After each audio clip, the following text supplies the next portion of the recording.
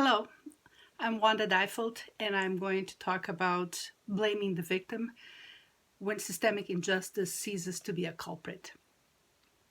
One day, when Jesus was walking along with his disciples, they saw a man who had been blind since birth. The disciples asked Jesus, Rabbi, who sinned, this man or his parents, that he was born blind? The Gospel of John gives us a glimpse of what goes on in the mind of many. The disciples are known for playing the role of the average person, but in doing so, they also offer an opening for a teaching moment when Jesus broadens the horizon of his students and makes them think and act differently. I wonder what this scene would look like today. What would be the reaction of the disciples to the 2020 pandemic? Instead of walking along, Jesus and his disciples would need to wear face masks and keep physical distance and probably interact via Zoom. And they might ask, what did the 40 million people who contracted COVID-19 and over 1 million people who died from it do to deserve this misfortune? Who sinned?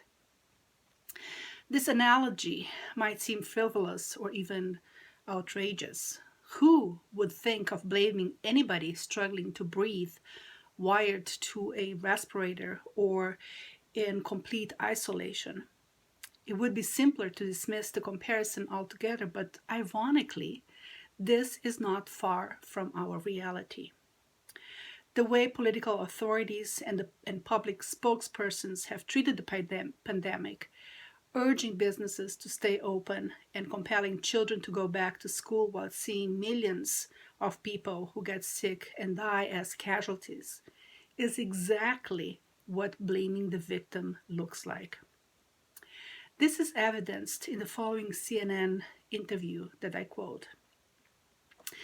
The United States organized response to the pandemic has been historic, Trump's Health Secretary Alex Azar told CNN on May 17. But America, unfortunately, has a very diverse population, and Black Americans and minorities in particular have significant underlying disease. Jack Taper, the CNN anchor interviewing Azar, paused and squinted. Surely, he asked, Azar was not arguing that the reason that there were so many dead Americans is because we are unhealthier than the rest of the world. Azar doubled down. These are demonstrated facts. That doesn't mean it's the fault of the American people that the government failed to take adequate steps in February, Tapper said. This is not about fault. It's about simple epidemiology, Azar said. Adding in a pious tone, one doesn't blame an individual for their health condition. That would be absurd. End of quote. But this is exactly what is happening. In an attempt to exempt the US government and current administration on the staggering number of COVID contamination and deaths, the Machiavellian solution is exactly that of faulting people for their health condition. This rhetoric blames Black Americans for dying from a novel virus because they had diabetes or high blood pressure. In the same way, it uses prior conditions to justify access to health care. In other words, it is easier to find fault with somebody's action than to extend sympathy and show solidarity. This attitude first dawned on me during the HIV and AIDS pandemics. From the outset, it was labeled a disease for people at risk because of their risky behavior. Then, too, the first question asked was, when somebody was found out to be HIV positive, how did they get it? And the answer to this question depended on whether a person merited empathy or simply a shrug of shoulders. This indifference is at the heart of the COVID-19 pandemics as well. Well-being is seen as a merit and access to health, whether admission to a hospital, medical care, healthy eating habits, physical exercise, and manageable stress levels is a reward, not a prerequisite. In countries such as the United States or Brazil, where I'm from, we are taught that collective efforts are subversive, labeled as communist or socialist, and individuals are left to fend for ourselves. We become used to tackling every problem through the lens of individual rights or personal privilege. And this disempowers the common good and any collective response to a pandemic, whether it is COVID-19, racism, sexism, or climate change. One of the mechanisms for the perpetuation of these challenges is precisely the notion that individual solutions are the answer for collective problems. This makes it possible to blame victims and leave political figures off the hook. Health is a merit and illness is blameworthy. In some cases, such as the argument employed by the Brazilian president to address COVID-19 was placed in opposition to the welfare of the economy, with a willingness to sacrifice human lives to safeguard jobs. Last month, Bolsonaro addressed the United Nations. His statement offers a glimpse on the opportunistic politicization of the virus. It conflates criticism to public policies with religious persecution and exempts the greatest beneficiaries of social and economic inequalities of their public responsibility. According to this logic, not only have the ill and dead because of COVID-19 brought this upon themselves because of their weakness, for the physically fit and masculine, which Bolsonaro claims to be, a pandemic-causing virus should be treated as a common cold. Worldwide, COVID-19 has revealed a pre-existing pandemic called poverty. As coronavirus ravages the globe, it most brutally impacts poor people and marginalized communities. Hundreds of millions of people are being pushed into poverty and unemployment, with an increase in hunger, homelessness, and dangerous work. Philip Alston, the outgoing UN Special Rapporteur on Extreme Poverty and Human Rights, summarized this in his final report. Helping the rich getting rich in order to alleviate poverty has entirely upended the social contract and redefined the public good, he said. As a result, it has adopted, and I quote him, an agenda characterized by deregulation, privatization, lower taxes for corporations and the wealthy, easy movement of money across borders, and excessive legal protections for capital, end of quote.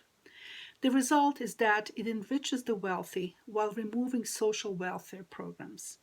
Many of the countries that have achieved growth in the GDP following the World Bank poverty measure have also experienced rising hunger, unaffordable housing and health costs, persistent racial wealth gaps, the proliferation of jobs that don't pay a living wage, and ecological devastation.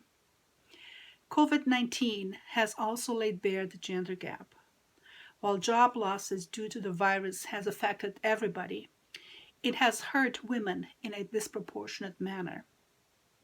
Around the globe, women tend to have the lowest paid jobs in our economy, and women of color in particular are overrepresented in low-wage roles. In a crisis like the one caused by COVID-19, the jobs with the lowest pay and less security are often the first ones that employers let go. To move away from the victim blaming syndrome it's necessary to focus on the structural sins that exacerbate inequalities and justify individual privilege. Naming racism, sexism, classism, and ageism as structural sin enables us to address them theologically and not only as sociological markers. When a wrong is accepted, practiced, and justified within a society, it affects everyone, but in particular, the least and the last. Structural sin is clearly manifested in the unequal access to health care in the U.S. In the city of Chicago, COVID-19 is battering African American communities. In spite of accounting for only 30% of the city's population, Black people make up 60% of COVID cases and have the highest mortality rate out of any racial or ethnic group. Wealth and political clout enable some to fly by helicopter to a special wing of a hospital, while others cannot even get to emergency room or a simple COVID test. The lack of access to medical treatment is a painful manifestation of structural sin. It demonstrates that there is a social dimension of sin beyond individual wrongdoing. It demonstrates that there is something has gone horribly wrong in our society when the last words of a patient dying due to COVID-19 are, "Who is going to pay for my medical bill?" The words uttered by the disciples still echo in our minds. Who sinned, this man or his parents? It is a simpler explanation to blame the victim, find fault with the ill and the dead. What did the people who are dying from complications related to COVID-19 do to bring this upon themselves? The majority for being poor, brown, and Black, for being homeless and sick, for being vulnerable. It is on these bodies that COVID-19 leaves the marks of structural sin. In this, not the blind man nor his parents, but all of us share a responsibility, not only in its causes, but also in finding solutions. We share corporate responsibility for sinful actions that originate from social systems because directly or indirectly we benefit from them. But then we must also take our collective responsibility in denouncing these injustices and inequalities, dismantling their luring rhetoric and deadly practices, in order to nurture empathy and solidarity, collective gestures of grace and exercise of justice. Then we can understand Jesus' own words in response to his disciples. Neither this man nor his parents sinned, Jesus said. But this happened so that the works of God might be displayed in him. As long as it is day, we must do the works of him who sent me. Night is coming when no one can work. While I am in the world, I'm the light of the world. May the crisis caused by the COVID-19 pandemic help us shed light among us as well. Thank you.